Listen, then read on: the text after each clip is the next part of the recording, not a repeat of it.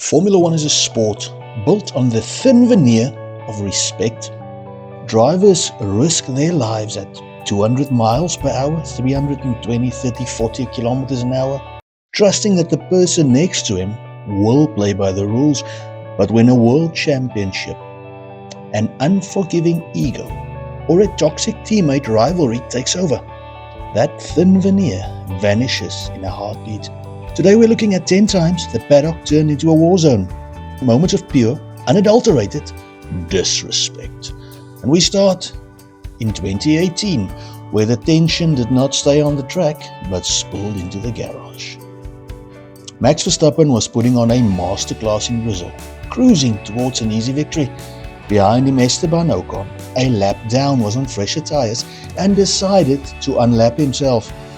Instead of choosing a safe, respectful moment, Ocon lunged aggressively up the inside of the race leader at the Senna S. The collision cost Verstappen a pretty much guaranteed victory, but the real disrespect happened after the checkered flag. You see, Verstappen did not wait for a press release. He marched straight into the FIA garage, hunted down Ocon at the weighing scales, and physically shoved him on live television. Ocon stood there, smirking stupidly, offering zero apologies, while Verstappen had to be restrained by officials. It was raw petty and showed absolute contempt from both sides. Now, if you want to talk teammate betrayal, there is one radio code that lives in F1 infamy.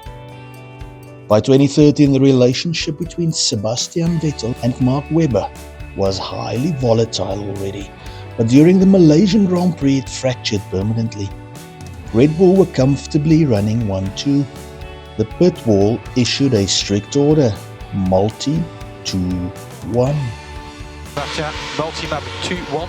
Multi-map 2-1. In Red Bull speak, this meant car number 2, i.e. Webber, stays in front. Car number 1, Vettel, stays behind. And both turned down their engines to cruise safely to the finish. Webber complied, turning down his engine, believing the race was won. Vettel saw a target. He completely ignored the team order, aggressively hunting down a defenseless Webber to snatch the victory from his hapless teammate. The aftermath is one of the coldest moments in modern Formula One history. In the cool-down room, a furious Webber glared at Vettel, slammed down his water bottle and muttered, "Multi-21, Seb, multi-21." Vettel sat in total silence, unable to look his teammate in the eye. He had won the race, but he had lost his team's trust. Looked like you wanted it bad enough. Still, there'll be some explaining to do. In 2007, McLaren had a dream lineup. Reigning double world champion Fernando Alonso and rookie prodigy Lewis Hamilton. But the dream quickly devolved into a nightmare of psychological warfare. By the Hungarian Grand Prix, tension was boiling over. During qualifying, Hamilton broke a team agreement to let Alonso pass during the fuel burn phase. Alonso's retaliation was incredibly petty and highly calculated. Alonso sat in the pit box for an extra 10 seconds after being cleared to go. He knew exactly what he was doing. Because of those 10 seconds, Hamilton was held up and crossed the line too late to start his final flying lap. Alonso took pole and Hamilton was left stranded, but the disrespect went deeper. Furious with the team's handling of the situation, Alonso went to team boss Ron Dennis afterwards and threatened to leak incriminating team emails to the FIA regarding a massive industrial espionage scandal, unless Dennis sabotaged Hamilton's car. It was a level of backstabbing rarely seen in motorsport. While Michael Schumacher is widely regarded as one of the greatest drivers of all time, his burning desire to win occasionally overrode any other senses. Heading into this 1997 season finale at Jerez in Spain, Schumi led Jacques Villeneuve by 1 point in the championship. The equation was simple. Whoever finished ahead would be crowned world champion. Villeneuve caught Schumacher by surprise and cleanly claimed the inside line. Realizing his championship was now slipping away, Schumacher made a split-second decision that shocked the world. He deliberately steered his Ferrari directly into the side of the Williams, attempting to ram his rival out of the race. The level of disrespect was so blatant that the FIA took unprecedented action, stripping Schumacher of his entire second-place finish in the championship that season. He didn't just lose the title, he lost his sporting honor on a global stage. Most disrespectful moments in Formula One happen in the heat of battle. But this next entry was premeditated, dangerous, and put lives at risk, all to salvage a race for a struggling team. At the 2008 Singapore Grand Prix, Renault was desperate for a win. They started Fernando Alonso on an incredibly light fuel load, meaning he had to pit very early. Under normal circumstances, the strategy was a gamble that would fail, unless of course a safety car came out at the exact right moment. On lap 14, just after Alonso pitted, his teammate Nelson Piquet Jr. crashed heavily into the wall. The safety car was deployed, the field bunched up, and Alonso cruised to an unbelievable victory. It seemed like a miracle, until a year later when Piquet was dropped by the team and decided to blow the whistle. Renault team boss Flavio Briatore and engineer Pat Simons had physically ordered Piquet to crash his car at a specific corner where there were no cranes, guaranteeing a safety car.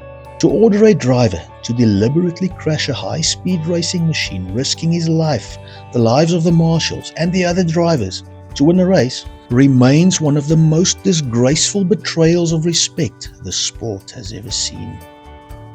In 1989, Ayrton Senna and Alain Prost collided at Suzuka in a highly controversial finish that saw Senna disqualified and Prost handed the championship.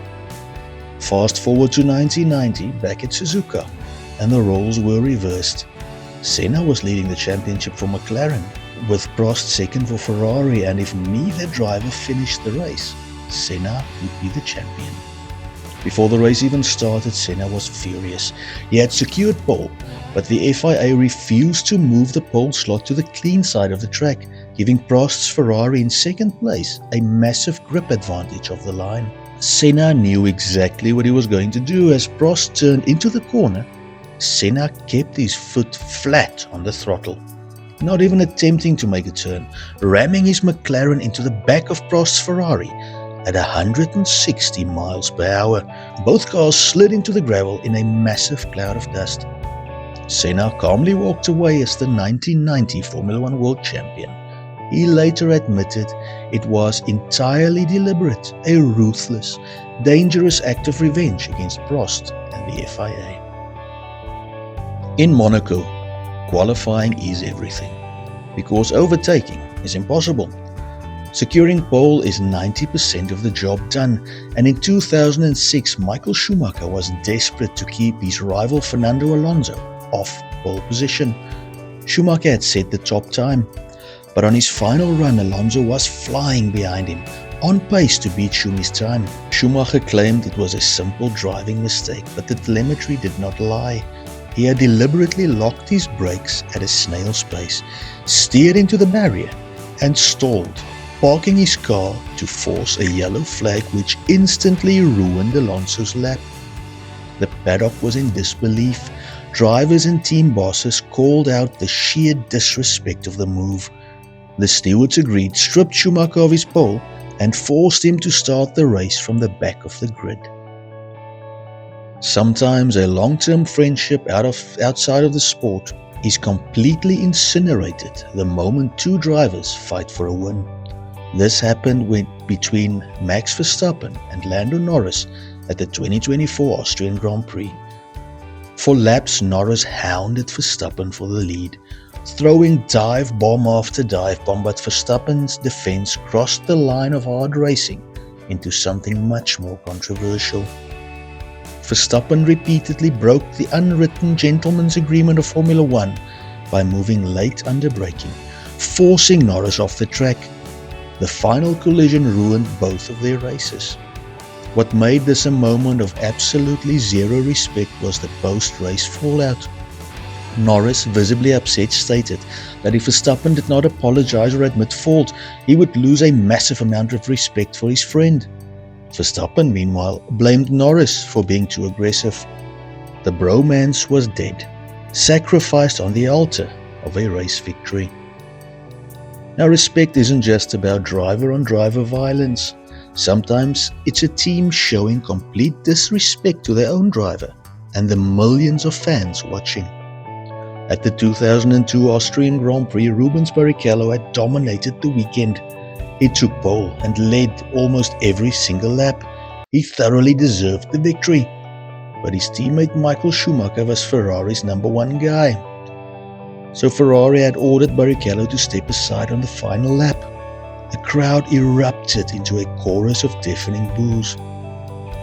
On the podium, an embarrassed Michael Schumacher tried to hand the first place trophy to Rubens Barrichello and made him stand on the top step, but the damage was done.